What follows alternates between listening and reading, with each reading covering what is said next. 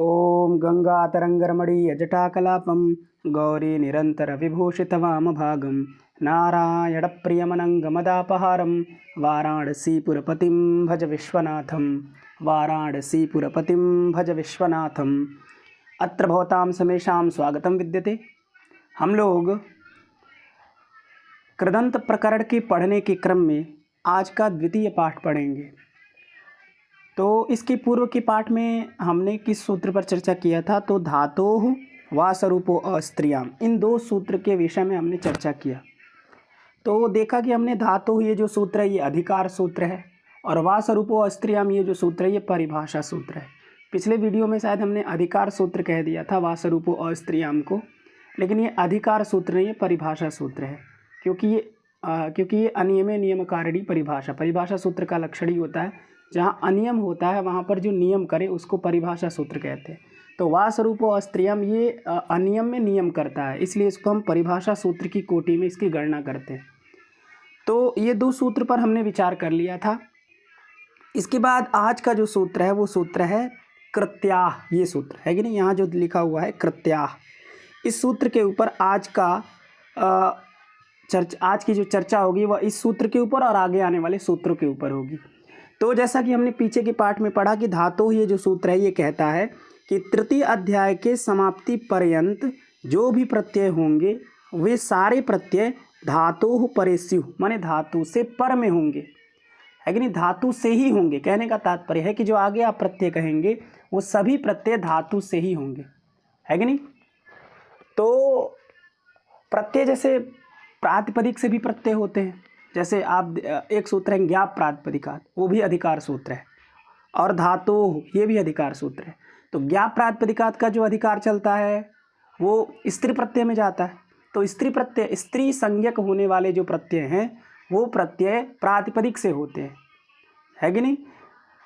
और जैसे गौर शब्द है, गौर शब्द से हम सिद्ध गौरादिभ्यश्च सूत्र से गीस करते हैं। तो गौर ये धातु थोड़ी है, वो तो प्रातिपदिक है। तो सिद्ध गौरादिभ्यश्च से होने वाला जो गीस प्रत्यय है वो गौर शब्द से होगा, गौर शब्द से होगा, धातु से नहीं होगा। क्यों? क्योंकि वहाँ धातु का अधिकार नहीं जाता है कि नहीं। वहाँ अधिकार ज्ञाप प्रातिपदिकात् का जाता है, तो वहाँ हो जाएगा प्रातिपदिकात् गीस्यात्, गौर इति प्रातिपदिकात् गीस्यात्, ऐसा वहाँ अर्थ बनेगा। लेकिन यहाँ चूंकि धातु का अधिकार है और तृतीय अध्याय की समाप्ति पर्यंत इसका अधिकार है, तो इसमें जितने प्रत्यय कहे जाएंगे वो सभी प्रत्यय धातु से ही होंगे, वो प्रातिपदिक से नहीं होंगे, ठीक है ना। और इसके बाद देखिए कृदत्तिंग इति कृत संज्ञा, कृदत्तिंग एक सूत्र है जो कि कृत संज्ञा करता है। माने कृत पूछा जाए कि किसे कृत कहते हैं, तो उसके लिए पाणिनि जी ने सूत्र बनाया कृदत्तिंग। अतिंग कृत, अतिंग माने तिंग भिन्ना, जो तिंग से भिन्न प्रत्यय होते हैं और धातु से विहित होते हैं उस प्रत्यय को हम कृत कहते हैं, ठीक है ना। इसके बाद वा स्वरूपो अस्त्रियाम, ये एक परिभाषा सूत्र आ गई, और ये परिभाषा सूत्र ने कहा कि अस्मिन् धातु अधिकारे, इस धातु सूत्र के अधिकार में, ठीक है ना, इस सूत्र के अधिकार में जितने भी असरूप अपवाद प्रत्यय होंगे वह उत्सर्गस्य शास्त्रस्य, उस उत्सर्गस्य सूत्रस्य, जो उत्सर्ग सूत्र है, उत्सर्ग शास्त्र है, उसको बाधक यदि होगा तो विकल्प से होगा। बाधक कौन होगा? अपवाद प्रत्यय, माने अपवाद प्रत्यय यदि उत्सर्ग प्रत्यय को बाधेगा तो वो विकल्प से बाधे, ठीक है ना। तो इसके बाद लेकिन एक और कह दिए कि स्त्री अधिकारोक्तम विना, माने स्त्रियाम तिन, इस सूत्र के अधिकार में आने वाले जो प्रत्यय होंगे असरूप अपवाद प्रत्यय उसको छोड़ दीजिएगा। मतलब स्त्रियाम तिन सूत्र के अधिकार में आने वाले जो प्रत्यय जो असरूप अपवाद प्रत्यय होंगे वह उत्सर्ग शास्त्र को विकल्प से नहीं बांधेंगे बल्कि नित्य बांधेंगे। इसलिए स्त्रियाम तिन से होने वाले तिन को अप्रत्ययात सूत्र से होने वाला जो अप्रत्यय वो नित्य बांधता है और स्त्रियाम तिन को नहीं होने देता है। क्यों? क्योंकि वो स्त्रियाम ये सूत्र में लिख दिया, वा स्वरूपो अस्त्रियाम लिखा है सूत्र में, यानी कि अस्त्रियाम माने स्त्रियाम तिन, इस सूत्र के अधिकार में आने वाला जो असरूप अपवाद प्रत्यय होगा वह उत्सर्ग शास्त्र को नित्य बांधेगा, ठीक है ना। तो यहाँ तक हमने देख लिया था। आगे देखिए, आगे भी सूत्र है कृत्याह, है कि नहीं, कृत्याह सूत्र है, ठीक है। एक पद है इसमें कृत्याह, बहुवचन का पद है, कृत्यः कृत्यौ कृत्याह ऐसा रूप बनेगा। तो कृत्याह प्रथमा विभक्ति का बहुवचन का रूप है। इसकी वृत्ति लिखी है णौल त्रिचौ इत्यतः प्राक कृत्य संज्ञा स्युः, है कि नहीं, यानी कि ये भी एक अधिकार सूत्र है कि नहीं, इसका भी अधिकार चलेगा। कहाँ तक अधिकार चलेगा? तो कहे णौल त्रिचौ इत्यतः प्राक, डबुल त्रिचौ सूत्र के पहले पहले तक कृत्य संज्ञा स्युः। कृत्य संज्ञा माने डबुल त्रिचौ, इससे पहले पहले होने वाले जितने भी प्रत्यय होंगे उन प्रत्ययों का नाम हम कृत्य रखेंगे। देखिए कृत और कृत्य दोनों में अंतर है। एक आपके पास शब्द आता है कृत, ठीक है, जो जिसके अंत में लगता है उसको हम कृदंत कहते हैं, लेकिन एक शब्द होता है कृत्य, ये दोनों में अंतर है। अभी जो हम प्रक्रिया पढ़ रहे हैं यह कृत की नहीं पढ़ रहे हैं बल्कि हम कृत्य की पढ़ रहे हैं, इसलिए लिखा था कृत्य प्रक्रिया। तो कृत्य जो होंगे है कि नहीं, वो केवल 7 होते, कृत्य केवल 7 होते, लेकिन ये जो कृत प्रत्यय होते बहुत सारे होते। कृत प्रत्यय बहुत होते पर कृत्य प्रत्यय केवल 7 होते। तो जो कृत्य जो नामकरण हम कर रहे हैं वो किस सूत्र के कारण कर रहे हैं, ये सूत्र, ये कृत्याह जो अधिकार सूत्र है ये कहता है कि डबुल त्रिचौ सूत्र आगे आने वाला है डबुल त्रिचौ। तो डबुल त्रिचौ सूत्र के पहले पहले इत्यतः प्राक, इत्यतः माने इससे, किससे भाई, तो डबुल त्रिचौ, डबुल त्रिचौ इत्यतः, यहाँ आयादी संधि है, डबुल त्रिचौ और इत्यतः अवादेश कर दिए तो डबुल त्रिचा ऐसा लिख दिया। तो डबुल त्रिचौ इत्यतः यानी कि डबुल त्रिचौ इस सूत्र से प्राक माने पहले पहले कृत्य संज्ञा स्युः, जो भी प्रत्यय होंगे उनका नाम पड़ेगा कृत्य, उन प्रत्ययों का नाम कृत्य होगा, ये ध्यान रखिएगा, उसका कृत नाम नहीं रहेगा, है कि नहीं, कृत नाम नहीं रहेगा, क्या नाम रहेगा, कृत्य, उसको हम कृत्य कहेंगे, ठीक है ना। तो ये साधारण सूत्र था, अधिकार सूत्र है। अधिकार सूत्र का लक्षण ये है कि उत्तर उत्तर संबंधत्वम अधिकार सूत्र से लक्षणम, इसका अपने देश में कोई मतलब नहीं है कि नहीं, इसका जो अपना देश है तो अधिकार सूत्र का लक्षण ही होता है उत्तर उत्तर संबंधत्वम अधिकार सूत्र से लक्षणम, है कि नहीं, अर्थात जिस सूत्र का उत्तर में होने वाले सूत्र के साथ संबंध रहता है उसका अपने देश में, जो इसका अपना देश है 3-1-95, इसमें इसका कोई मतलब नहीं है। लेकिन आगे जैसे मान लीजिए सूत्र है तव्यत तव्यानियरः, ये जब सूत्र आएगा तो इससे विधीयमान जो प्रत्यय होगा तव्य प्रत्यय, तव्यत प्रत्यय और अनियर प्रत्यय, इसका नाम पड़ेगा कृत्य, है कि नहीं, इसको आप कृत्य प्रत्यय कहेंगे, है कि नहीं। किस कारण से, इस कृत्याह के कारण से, क्योंकि कृत्याह ये जाके इसमें जुड़ जाएगा और कहेगा कि जो आप तव्यत तव्य और अनियर प्रत्यय आप कर रहे हैं ना, इसको हम कृत्य कहेंगे, कृत्य संज्ञा स्युः, ये कृत्य संज्ञक होते हैं, ठीक है ना। तो ये कृत्याह सूत्र आएगा यहाँ पे, बात समझ गए। तो कृत्याह का अर्थ जान गए कि डबुल त्रिचौ इत्यतः प्राक, माने डबुल त्रिचौ इस सूत्र से पहले पहले तक जो प्रत्यय कहे जाएंगे उनका नाम होगा कृत्य संज्ञा, उसको कृत्य संज्ञक प्रत्यय कहेंगे, कृत्य उसका नाम नहीं, उसका नाम होगा कृत्य, ठीक है ना। इसके बाद देखिए सूत्र आया कर्तरीकृत, है कि नहीं, कर्तरीकृत ये सूत्र है। अब ठीक है, अब कृत को ये बता रहे, ठीक है ना, कृत, ये कृत्य की बात नहीं हो रही है, ये बात किसकी हो रही है, कृत की, ये ध्यान रखिएगा।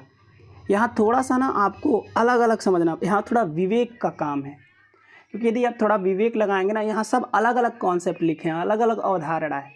मतलब कृत्याह मतलब हो गया कि जो डबुल त्रिचौ से पहले जितने आप प्रत्यय कहेंगे उसका नाम पड़ जाएगा कृत्य प्रत्यय, ठीक है ना।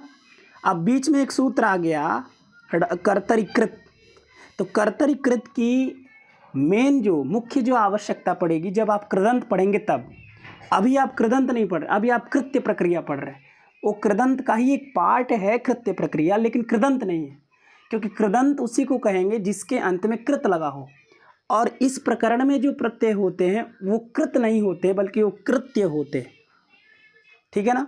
लेकिन अभी जो सूत्र आपके सामने आया कर्तरीकृत, यह कृत के लिए आया है, ध्यान रखिएगा। तो कृत के लिए आया है मतलब इस प्रकरण में, जो अभी हम प्रकरण पढ़ रहे हैं, इस प्रकरण में इस सूत्र का कोई मतलब नहीं, ठीक है। लेकिन चूंकि बीच में दे दिया है तो आपको इसका अर्थ समझना पड़ेगा। देखिए कर्तरीकृत कहता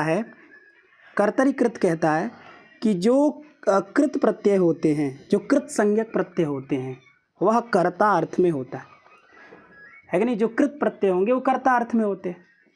फिर आप पूछेंगे कृत प्रत्यय क्या होता है भैया, तो कृत प्रत्यय उसको कहते हैं, अभी पहले हमने पढ़ के आया कृद तिंग, तिंग से जो भिन्न प्रत्यय होते हैं उनको हम कृत प्रत्यय कहते हैं। तो ये जो प्रत्यय हम करेंगे तव्य तव्यानियर सूत्र से, तव्यत तव्य और अनियर प्रत्यय, ये प्रत्यय तिंग से भिन्न है कि नहीं है? है, क्योंकि तिंग तो नहीं है। तिंग मतलब तिप्त जी सिप्त स्थम उपवस्मस, उसमें से तो कोई नहीं है। ये एक तव्यत है, तव्य है, अनियर है, तो तिंग से भिन्न है। और धातु हो माने धातु से ये विहित भी है, इसलिए इसका नाम पड़ जाएगा क्या? कृत। क्या नाम पड़ जाएगा? कृत। किस सूत्र से? कृदतिंग सूत्र से, ठीक है ना। लेकिन अभी आपने ऊपर भी सूत्र पढ़ा कृत्याह, ये भी तो कहता है डबुल त्रिचौ इत्यतः प्राकृत्य संज्ञास्य, माने डबुल त्रिचौ सूत्र से पहले पहले तक जो प्रत्यय कहोगे उसका नाम रहेगा कृत्य। मतलब इसका कृत जो नाम पड़ा है वो कृदतिंग से पड़ गया, और इस कृत्याह अधिकार सूत्र के कारण इसका नाम कृत्य भी पड़ गया, कृत्य। यानी कि इस प्रत्यय का दो नाम हो गया, एक हो गया कृत्य, एक हो गया कृत। तो इसको कृत भी जब आप कहेंगे तो सूत्र तुरंत लगेगा कर्तरी कृत, और ये कहेगा जो कृत प्रत्यय होते हैं वह कर्ता अर्थ में होते हैं। इसका मतलब तव्यान्यरः जो कृत प्रत्यय है ये कर्ता में होगा, ये सूत्र कहेगा कर्तरी कृत, है कि नहीं। तो आप इस अर्थ को समझ गए। कर्तरी कृत का मतलब हो गया कृत प्रत्यय कर्तरी स्यात्। जो कृत प्रत्यय होते हैं, कृत संज्ञक जो प्रत्यय, कृत माने नाम, तो कृत है नाम जिस प्रत्यय का, ऐसा जो प्रत्यय होगा कृत प्रत्यय होता है वो कर्ता अर्थ में होता है। ये प्रश्न पूछता भी है बहुत जगह कि कृत प्रत्यय किस अर्थ में होता है, तो उसके लिए आपको कर्तरीकृत सूत्र याद रखना पड़ेगा। कर्तरीकृत का मतलब हो गया कृत प्रत्यय कर्ता में होता है, माने कृत प्रत्यय का अर्थ होता है कर्ता, ठीक है।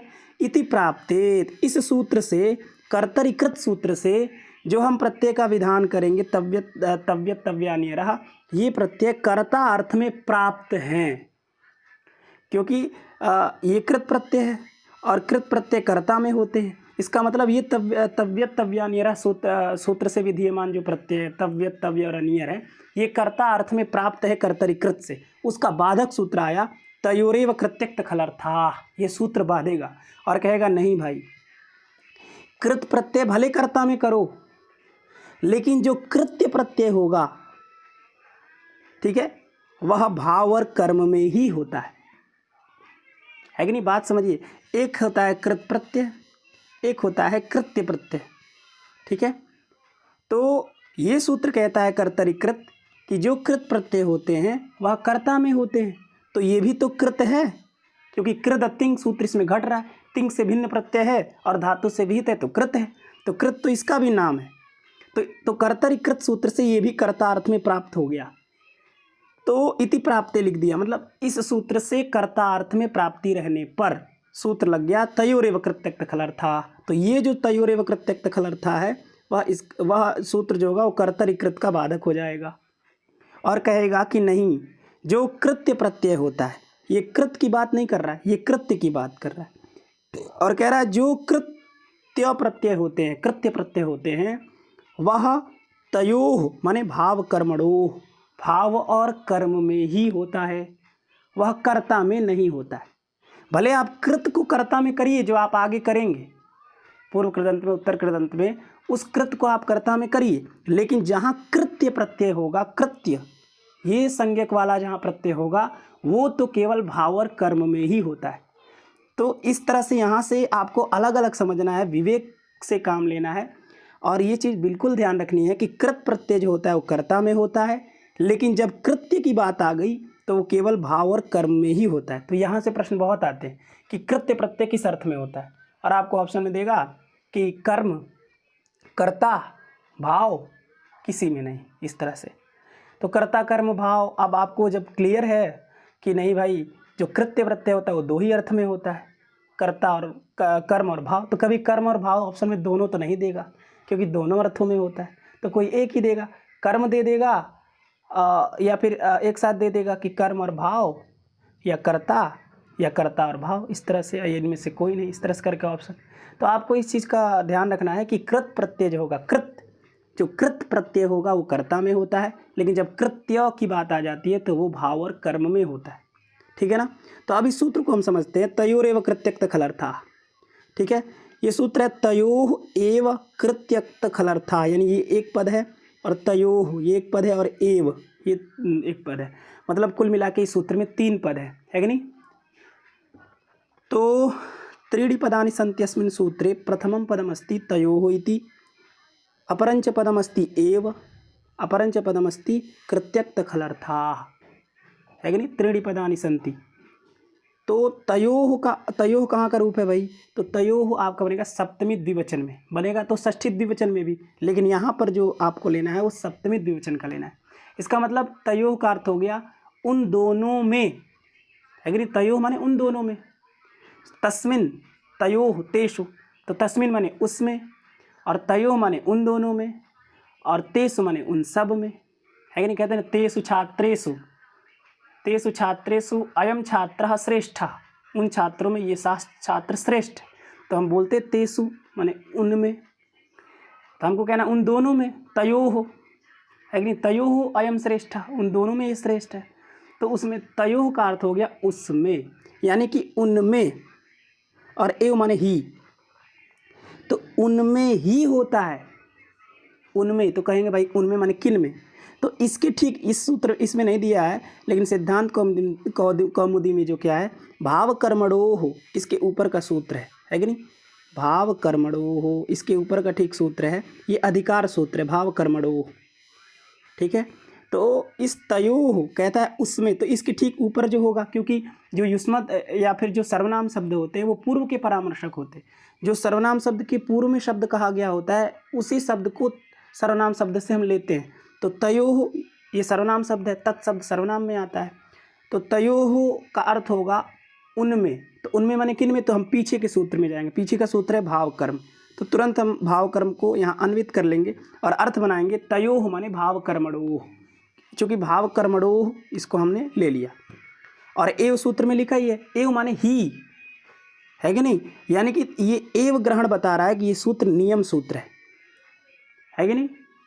नियम सूत्र किसे कहते हैं, तो सिद्धे सति आरभ्यमाणो विधि नियमाय कल्पते, जो कार्य पहले से सिद्ध रहता है कि नहीं, सिद्धे सति आरभ्यमाणो विधि, जो कार्य पहले से सिद्ध है लेकिन फिर भी आप उस कार्य को करने के लिए कोई दूसरी विधि बनाते, तो उस विधि को, उस कार्य को हम नियम कहते हैं।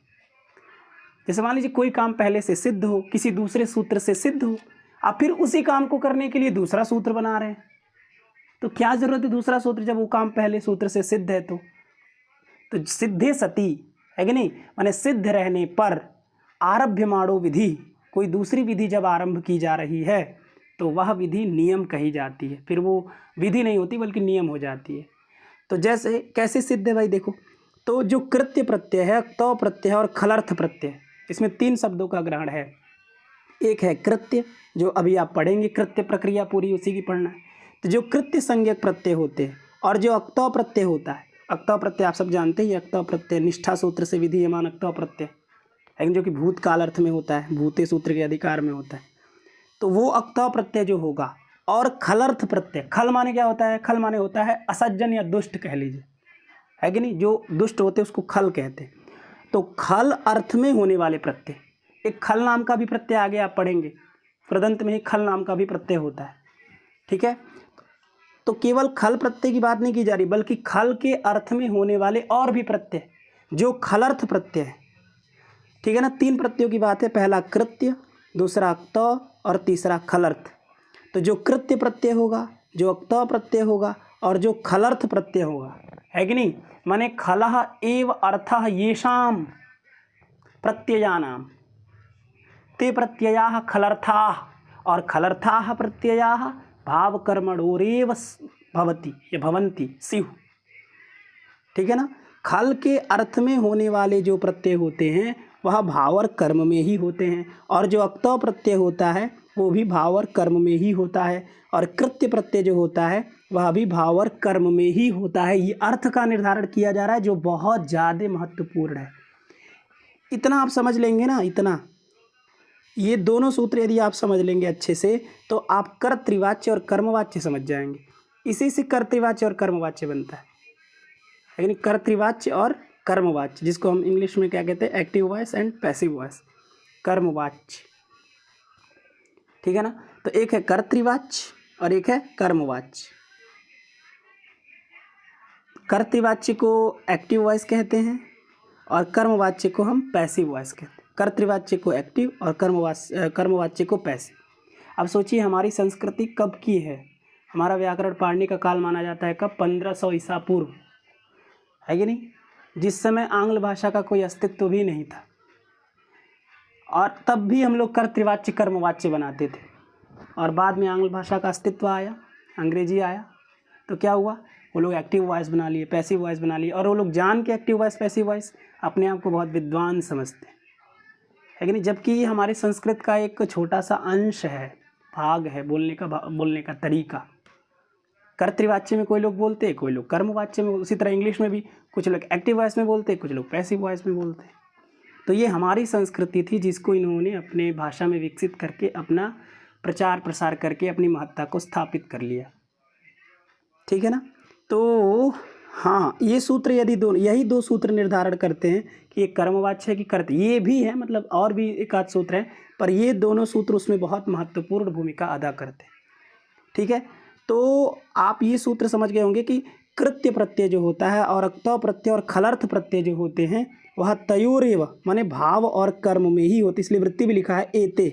एते मतलब होता है ये, एते कहाँ का रूप है, एतत् शब्द का बहुवचन का, एषः एतौ एते।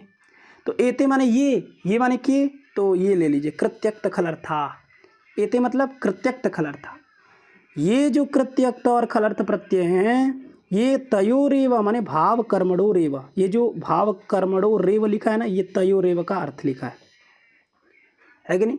मतलब कृत्य प्रत्यय अक्त प्रत्यय और खलर्थ प्रत्यय जो होते हैं वह भाव और कर्म में ही होते हैं, है कि नहीं। अब हम आपको बता रहे थे कि जिसमें एव लग जाता है उस सूत्र को हम नियम सूत्र कहते हैं। तो नियम सूत्र का लक्षण भी हमने आपको बताया कि सिद्धे सति आरभ्यमाणो विधि नियमाय कल्पते, जो विधि पहले से सिद्ध हो। तो ये विधि कैसे सिद्ध है, तो ये बताइए, जो कृत्य प्रत्यय है, अक्तौ प्रत्यय और खलर्थ प्रत्यय, ये सभी प्रत्यय को हम कृत भी कहते हैं, कृत भी कहते हैं, क्योंकि कृत तिंग लग जाएगा और कहेगा कृत से तिंग से भिन्न प्रत्यय धातु से विहित हो तो कृत कहा जाता है। तो भाई जो कृत्य प्रत्यय हम कर रहे हैं ये वाला तव्यनियरा, ये भी तो धातु से विहित है और तिंग से भिन्न है, तो इसको भी हम कृत कहेंगे, है कि नहीं। और अक्तौ प्रत्यय जो हम आगे कहेंगे अभी निष्ठा सूत्र के द्वारा, उसमें वो भी क्या है, कृत तिंग से भिन्न है और धातु से विहित है, तो उसको भी हम कृत कहेंगे। उसी तरह खलर्थ प्रत्यय को भी हम कृत कहेंगे।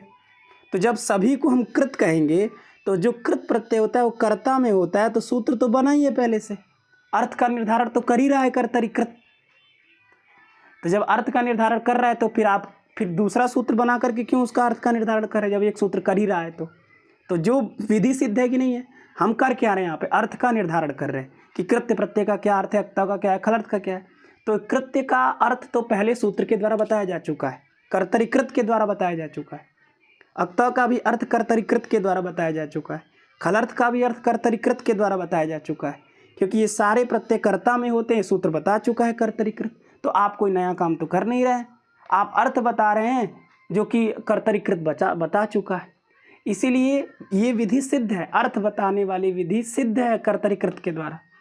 तो सिद्ध होने पर फिर भी आप विधि का आरंभ कर रहे हैं, आप एक विधि बना रहे हैं। तो इसलिए विधि बना दिया, इसलिए ये विधि न होकर नियम हो जाएगा, और नियम होने के बाद कहेगा कि जो भाव और कर्म, जो कृत्य प्रत्यय अक्तौ प्रत्यय और खलर्थ प्रत्यय होते हैं यह केवल भाव और कर्म में ही होते हैं। एव लगा देने का मतलब है अन्य योग विवच्छेद, मतलब अन्य किसी अर्थ में नहीं होते हैं। एव का मतलब हो गया अन्य किसी भी अर्थ में नहीं होते, केवल भाव और कर्म में ही होते हैं, इसके अतिरिक्त किसी भी अर्थ में कृत्य अक्ता और खलर्थ नहीं होते हैं। तो बचा कौन, कर्ता। इसका मतलब कर्ता में कृत्य अक्ता और खलर्थ प्रत्यय नहीं होते, एकदम दिमाग में बैठाइए, क्योंकि अक्ता प्रत्यय जो होता है उससे बहुत प्रश्न आते हैं कि अक्ता प्रत्यय किस अर्थ में होता है कि नहीं, या यहाँ पर अक्ता प्रत्यय किस अर्थ, जैसे आपसे बोल दिया कृतम, है कि नहीं, कृतम, यहाँ पर अक्ता प्रत्यय किस अर्थ में, भाव। तो पहले तो आपको ये क्लियर होना चाहिए कि दो ही अर्थ में हो ही सकता है, या तो भाव में या तो कर्म में। यहाँ पर किस में है, तो इसके लिए आपको पूरा थोड़ा सा और पढ़ना पड़ेगा, अभी आगे हम आपको वही बताएंगे। तो आप समझ जाएंगे, कहेंगे यहाँ पर भाव में है, फिर आपसे पूछ रहा है कृता, यहाँ पर अक्ता प्रत्यय किस अर्थ में, तो आप कहेंगे कर्म में है, ठीक है ना। तो इस तरह से आपने इस सूत्र को समझा कि जो कृत्य प्रत्यय अक्ता प्रत्यय और खलर्थ प्रत्यय होते हैं वो भाव और कर्म में ही होते हैं। तो इसके बाद देखिए, इसके बाद सूत्र आया तव्यनियरा, है कि नहीं, ये विधि सूत्र है कि नहीं, विधि सूत्र। विधि सूत्र किसे कहते हैं, तो लक्ष्य संस्कारकत्वम विधि सूत्रत्वम, जो सीधे लक्ष्य का संस्कार करता है कि नहीं, जो सीधे लक्ष्य को बताए कि भाई ये बनता है, और उसका जो संस्कार डायरेक्टली करता है। बाकी सारे सूत्र इनडायरेक्टली करते हैं, है कि नहीं। लक्ष्य का संस्कार तो सभी सूत्र करते हैं मिलजुल के, लेकिन जो डायरेक्ट करता है वो सूत्र, उसी सूत्र को हम विधि कहते हैं। तो तव्यत तव्यानियरः सूत्र जो है वो डायरेक्ट एधितव्यम को बनाएगा या एध नियम को बनाएगा, है कि नहीं। इसलिए इस सूत्र को हम विधि सूत्र कहेंगे। तो ये विधि सूत्र है, और इसने कहा कि इसमें एक ही पद है बस, तव्यत तव्यानियरः एक पद है। अनियर शब्द देखिए हलंत रहता है, अनियर सा हलंत रहेगा, ठीक है ना। ये हलंत है तो इसका जब आप रूप चलाएंगे तो अनियर, अनियरऊ, अनियरः ऐसे ही बनेगा ना। तो चूँकि तीन है ना, एक तव्यत है, एक तव्य है और एक अनियर है, तीन शब्द हैं इसमें। इस सूत्र में तीन शब्द है, एक है तव्यत, एक है तव्य और एक है अनियर, ठीक है, अनियर, ये हलंत रहता है। तो ये तीन इसमें प्रत्यय हैं, ठीक है ना। एक है तव्यत, एक है तव्य और एक है अनियर, जिसका प्रयोग बहुत होता है लोक में, है कि नहीं। आप कहते हैं ना पठितव्यम, त्वया पठितव्यम, त्वया पठनीयम, त्वया कर्तव्यम, त्वया गंतव्यम, सारे प्रयोग जो आप कर रहे हैं ये इसी सूत्र के कारण कर रहे हैं। तो इस सूत्र से तीन हो गया ना। अब इसमें इतर इतर योग द्वंद्व समास कर दीजिए, तो तव्यच्च, है कि नहीं, एक वचन में तव्यत ही बनता है, तो तव्यच्च, फिर तव्यंच, अनियरश्च, अनीयश्च, ऐसा भी कर सकते हैं, अनीयश्च करिए, अनीयश्च, क्योंकि रकार का रूप तो रेफ का रूप तो विसर्ग हो जाएगा। तो अनीयश्च माने तव्यच्च, तव्यंच, अनीयश्च इति तव्यत तव्यानियरः इतरेतर योग द्वंद्व समास। और प्रथम बहुवचन में बनाएंगे तव्यत तव्यानियरः। इसका मतलब हो गया कि तव्यत, तव्य और अनियर प्रत्यय होता है। फिर आप कहेंगे किससे होता है भाई, है कि नहीं। तव्यत, तव्य और अनियर ये प्रत्यय होते हैं जो प्रथमांत होते हैं ना, जो सूत्र में प्रथमांत पद होते हैं वो हमेशा विधेय होते हैं, उनका विधान किया जाता है। तो ये प्रथमांत है ना, तो ये होते हैं, इसका विधेय होंगे ये, इसका मतलब ये होते हैं तव्यत, तव्य और अनियर, ये तीन प्रत्यय होते हैं। फिर आप कहेंगे किससे होते हैं, तो धातोः सूत्र का अधिकार आएगा। हमने सबसे पहला जो सूत्र पढ़ा था धातोः, उसने कहा था आ तृतीयाध्याय समाप्ते ये प्रत्ययाः ते धातोः परे स्युः, तृतीय अध्याय की समाप्ति पर्यंत। तो ये अभी तो तृतीय अध्याय ही चल रहा है, तृतीय अध्याय का प्रथम पाद ही चल रहा है। तो इसमें धातोः सूत्र आ जाएगा, धातोः सूत्र अधिकृत हो जाएगा। तो धातोः सूत्र के पहले जोड़ लीजिए धातोः, है कि नहीं, इस धातोः को जोड़ लीजिए। अब अर्थ बनाइए धातोः तव्यत तव्यानियरः, और स्युः क्रिया जोड़िए, क्योंकि स्युः बहुवचन की क्रिया आएगी ना, क्योंकि तीन शब्द हैं तव्यत, तव्य और अनियर, तो बहुवचन स्यात् स्याताम स्युः। तो अर्थ बनेगा धातोः तव्यत तव्यानियरः स्युः, बस। और तव्यत तव्यानियरः क्या है, प्रत्यय है, क्योंकि प्रत्यय का भी अधिकार है, तो प्रत्यय भी आगे अपने जोड़ लीजिए, है कि नहीं। तो अब पूरी वृत्ति बन जाएगी कि धातोः तव्यत तव्यानियरः प्रत्ययाः स्युः, धातु से तव्यत, तव्य और अनियर प्रत्यय होते हैं। सेम यही आपकी वृत्ति भी लिखी है, देखिए वृत्ति में लिखा है धातोः माने धातु से, एते, एते का मतलब ये माने क्या, तव्यत तव्यानियरः, तो एते से आप लेंगे तव्यत तव्यानियरः, है कि नहीं। जितना लघु में लिखा जा सके उतना लघु में लिखा जाता है, छोटे में लिखा जाता है। आपको बृहत नहीं बनाना चाहिए, आपको अपनी बात इतनी शॉर्टकट में रखिए, इतनी मतलब संकुचित शब्दों में रखिए कि उसके गर्भ में इतना अर्थ छिपा हो। तो इसलिए एते शब्द प्रयोग कर दिए, तो एते से आप तुरंत तव्यत तव्यानियरः को ले लेंगे। तो धातोः माने धातु से, तव्यत, तव्य और अनियर प्रत्ययाः माने प्रत्यय, स्युः माने होते हैं, मतलब धातु से ये तीन प्रत्यय होते हैं, को इतना ध्यान रखना है। किससे होंगे, धातु से। जैसे उदाहरण एक दे रहे हैं एधितव्यम, ये इसका उदाहरण है, लक्ष्य है जिसको कहेंगे। तो इस लक्ष्य का संस्कार कौन कर रहा है, तव्यत तव्यानियरः, है कि नहीं। इसलिए इस तव्यत तव्यानियरः को विधि सूत्र कहते हैं, ठीक है ना। कर तो धातोः सूत्र भी रहा है, क्योंकि धातोः के बिना भी इसका अर्थ अनुपपन्न है, अर्थ आप नहीं कर सकते अगर धातु अधिकृत न हो तो। लेकिन धातोः किस में जाता है, धातोः विधि सूत्र को सुसंस्कृत करता है। धातोः जो सूत्र है या जो भी सूत्र होते हैं, धातोः सूत्र ले लीजिए, परिभाषा सूत्र ले लीजिए, वा स्वरूपो स्त्रियाम को ले लीजिए, कोई भी सूत्र होंगे जो विधि सूत्र के अतिरिक्त सूत्र होते हैं, वो सारे सूत्र डायरेक्ट लक्ष्य का संस्कार नहीं करते, वो विधि सूत्र को ही आकर के सुसज्जित करते हैं। तो धातु सूत्र पहले तव्यत तव्या नियर हमें अन्वित होता है और इसको सुसंस्कृत करके इसका अर्थ बनाता है कि धातु से एते प्रत्ययास, ये प्रत्यय होते हैं। अब तव्यत तव्या नियर क्या करेगा, डायरेक्ट एदितव्यम को सिद्ध करेगा। इसलिए लक्ष्य का संस्कार कौन कर रहा है, तव्यत तव्या नियर, इसलिए इसको विधि सूत्र कहते हैं। ठीक है ना। तो अब एदितव्यम को चलिए हम लोग सिद्ध करते हैं। एदितव्यम में एद वृद्धौ नाम की धातु है कि नहीं, एद वृद्धौ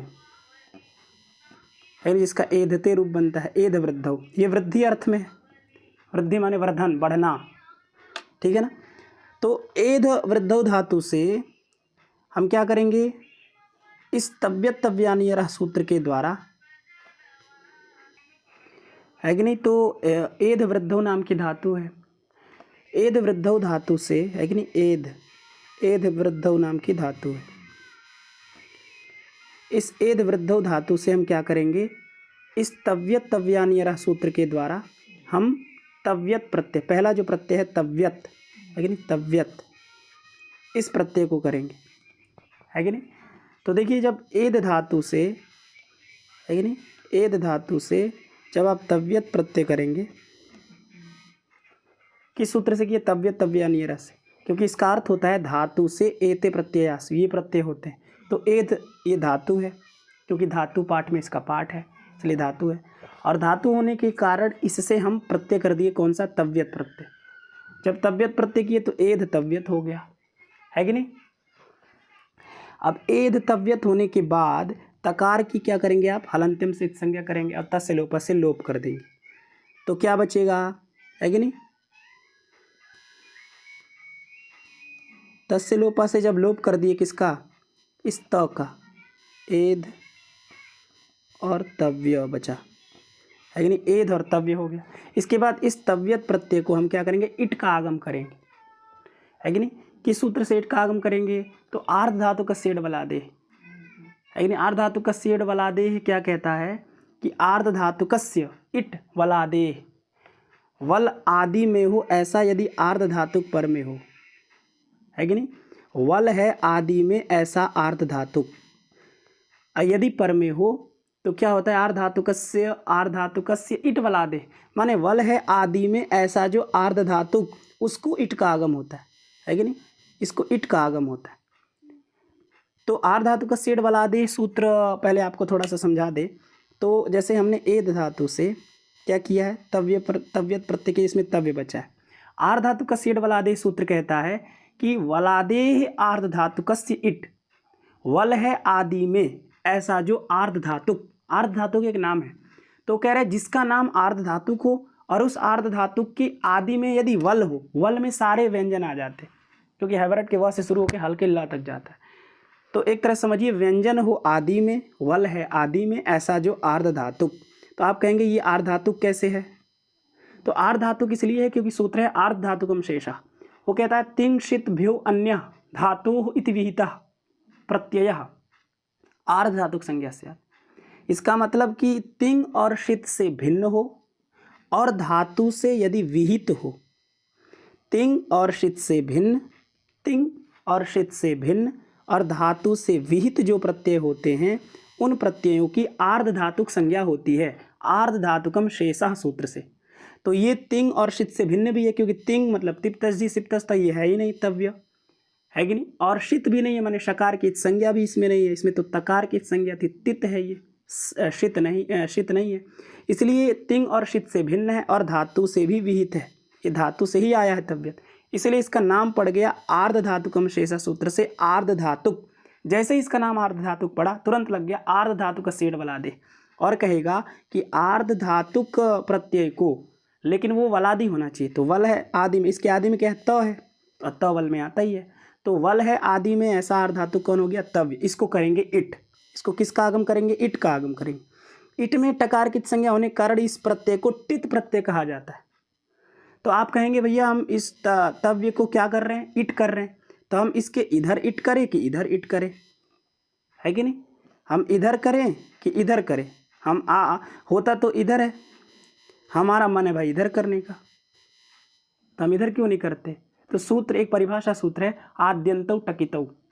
वो कहता है आद्यंतौ टकितौ, जो टित होता है वह हमेशा जिसको हो रहा है उसके आदि में होता है। तो किसको हो रहा है? तव्य को हो रहा है। ये इट किसको हो रहा है? वल है आदि में, ऐसा अर्धातुक को हो रहा है, वलादि अर्धातुक को हो रहा है। तो वलादि अर्धातुक कौन है? तव्य, इसको हो रहा है। तो ये जो टित होगा ये इसके आदि में होगा। तो हमेशा तव्य के आदि में ही इट होगा, कभी भी अंत में नहीं होगा। ठीक है, एध तव्य था। अब हम आर धातु का सेड वलादे से क्या कर दिए? इट कर दिए। इट में टकार की संज्ञा कर दिए, तो एध ई तव्य बना, है कि नहीं? एध ई तव्य बन गया। और आप मिला दीजिए, अब वर्ण सम्मेलन कर दीजिए, तो बनेगा एधि तव्य, बन गया ना। अब एधि तव्य, अभी भी आप इसका प्रयोग नहीं कर सकते लोक में, क्योंकि ये पद नहीं है। अपदम न प्रयुंजीत, ये महाभाष्य का सिद्धांत है कि अपद का प्रयोग नहीं किया जाता लोक में। हमेशा लोक में प्रयोग किसका किया जाता? पद का किया जाता है। रामः गच्छति इति साधु, राम गच्छति इति असाधु। अब प्रातिपदिक का भी प्रयोग आप नहीं कर सकते कि हमेशा पद का ही प्रयोग होता। तो एधितव्य जो है ना, ये अभी पद नहीं बना है। पद किसे कहते हैं? जिसके अंत में सुप लग जाए अथवा तिंग लग जाए, उसको पद कहते हैं। तो इसके अंत में अभी क्या है? अ है, य में अ है, वो अ न सुप है न तिप है। तो हमको इसके अंत में लगाना पड़ेगा सुप, अथवा तिप में से कुछ लगाना पड़ेगा। तो सुप हमको लगाना है, और सुप लगाने के लिए पहले इसको हमको प्रातिपदिक बनाना पड़ेगा। अब ये प्रातिपदिक नहीं बना, अब ये कृदंत बना है कि नहीं? तो एधितव्य जो है ये कृदंत है, क्योंकि कृत प्रत्यय जो है कौन सा? तव्य, ये अंत में लग गया है, इसलिए इस शब्द को आप कहेंगे कृदंत, कहेंगे ना। लेकिन इसको पद नहीं कहेंगे। पद बनाने के लिए हमको इसके अंत में सुप लाना पड़ेगा, और सुप लाने के लिए हमको इसको प्रातिपदिक बनाना पड़ेगा। इसीलिए प्रातिपदिक करने वाला सूत्र है, प्रातिपदिक संज्ञा करने वाली सूत्र है कृत तद्धित समासाश्च। वो कहता है जो कृदंत तदादि और तद्धितांत तदादि होता है उसकी हम प्रातिपदिक संज्ञा करते हैं। तो कृदंत मान कृत है, अंत में ऐसा जो शब्द होगा कौन सा है? एधितव्य। तो इसकी प्रातिपदिक संज्ञा हो जाएगी किससे? कृत तद्धित समासाश्च से। और जैसे ही प्रातिपदिक संज्ञा होगी तुरंत सुबुत्पत्ति हो जाएगी। तो हमको एक वचन में लाना है, तो एक वचन में हम सु लाएंगे, है कि नहीं? तो एधितव्य से सु लाएंगे, एधितव्य और सु लाएंगे। ठीक है। और चूंकि नपुंसक लिंग में प्रयोग होगा इसका, क्योंकि सामान्य नपुंसकम, जब कोई लिंग नहीं होता है तो वो नपुंसक लिंग में ही सामान्य रूप से नपुंसक लिंग में चलाना है। ये बदल सकता है, आप अपने अनुसार इसका, आपको अगर स्त्रीलिंग की विवक्षा है, ये विवक्षा के अधीन होता है। आप स्त्रीलिंग में बोलना चाहते हैं तो आप एधितव्या बोलिए, पुल्लिंग में बोलना चाह रहे हैं तो एधितव्यः बोलिए, स्त्रीलिंग में बोलना चाह रहे हैं तो एधितव्या, और यदि नपुंसक लिंग में बोलना चाह रहे हैं तो एधितव्यम। चूँकि हमको सामान्य में लाना है इसलिए हम नपुंसक लिंग करेंगे तो सु को अम कर लेंगे और अमी पूर्व से पूर्व रूप करेंगे तो एधितव्यम प्रयोग बन जाएगा। एधितव्यम प्रयोग आप समझ गए होंगे अच्छे से। एध वृद्धौ धातु से कुछ नहीं करना है आपको, हम तो थोड़ा सा आपका इधर उधर के सूत्र को समझा दिए। नहीं तो अगर कृदंत की दृष्टि से देखा जाए तो आपको क्या करना है कि एधितव्यम में एध वृद्धौ धातु है कि नहीं? तो एध वृद्धौ इत्यस्मात् धातोः तव्यत् तव्यान्यरः इति सूत्रेण सर्वप्रथमं किं भवति? तव्यत् नामकः प्रत्ययो भवति। तव्यत् प्रत्यय तकारस्य हलन्त्यम् इति सूत्रेण इति संज्ञा, तथा च तस्य लोपः इति सूत्रेण तस्य लोपो भवति। तस्मात् एध तव्य इति स्थितिः भवति, इति स्थितिः जायते। तदनन्तरम् आर्धातुकस्य डबलादेः, यानी तस्मादपि प्राक् आर्धधातुकं शेषः इति सूत्रेण तव्य तव्यत् इति प्रत्ययस्य आर्धधातुक संज्ञा भवति। आर्धधातुक संज्ञामादाय आर्धधातुकस्य डबलादेः इति सूत्रेण वलादेः आर्धधातुकस्य तव्य इति नामकस्य प्रत्ययस्य इडागमो भवति। सच इट् तस्य आदेः, है कि नहीं? तस्य आदौ भवति, तस्य अर्थात तव्य प्रत्ययस्य आदौ भवति, उस तव्य प्रत्यय के आदि में होता है। जब आप आदि में करेंगे तो एध इट तव्य। अब एड इट तव्य में क्या करेंगे? इट में टकार की संज्ञा करेंगे, ई बचेगा, एध ई तव्य, वर्ण सम्मेलन करेंगे एधितव्य। एधितव्य ये कृदंत है कि नहीं? तो कृदंतत्वात् इसकी कृत तद्धित समासाष्ट सूत्र से प्रातिपदिक संज्ञा करेंगे। प्रातिपदिक संज्ञा होने के बाद सुबुत्पत्ति होगा। तो आपको प्रथमा विभक्ति एक वचन की विवक्षा है, सु लाएंगे और सु को क्या करेंगे? अम करेंगे तो एधितव्यम बनेगा। एधितव्यम का अर्थ हो जाता है कि बढ़ना चाहिए अथवा बढ़ने के योग्य। जो बढ़ने के योग्य होता है उसको एधितव्य कहते है ना। हम कहते हैं ना अयम छात्र एधितव्य, यह छात्र एधितव्य है, माने बढ़ने के योग्य है कि नहीं। तो एधितव्य और त्वया लगा दिया यहाँ पे, ठीक है ना। तो अभी बस आज के लिए इतना पाठ रखते हैं। एधितव्यम को हमने सिद्ध कर दिया। इसी तरह एधनियम भी बनता है, पर इसकी चर्चा हम कल करेंगे। आज हमने लगभग ऊपर के कितने सूत्र पढ़े, कृत्याह और कर्तरीकृत तयोरेव कृत्यक्त खलर्था और तव्य तव्यान्यरः। इस सूत्र की वृत्ति हम देख चुके हैं, अर्थ भी देख चुके हैं, उदाहरण भी लगभग देख चुके हैं। बस एधनियम बता देना है आपको कल। और बाकी ये जो इसके बाद लिखा हुआ है ये इस सूत्र से रिलेटेड नहीं है। तो आज के लिए इतना ही रखते हैं, फिर कल आपसे फिर चर्चा करने के लिए उपस्थित होंगे।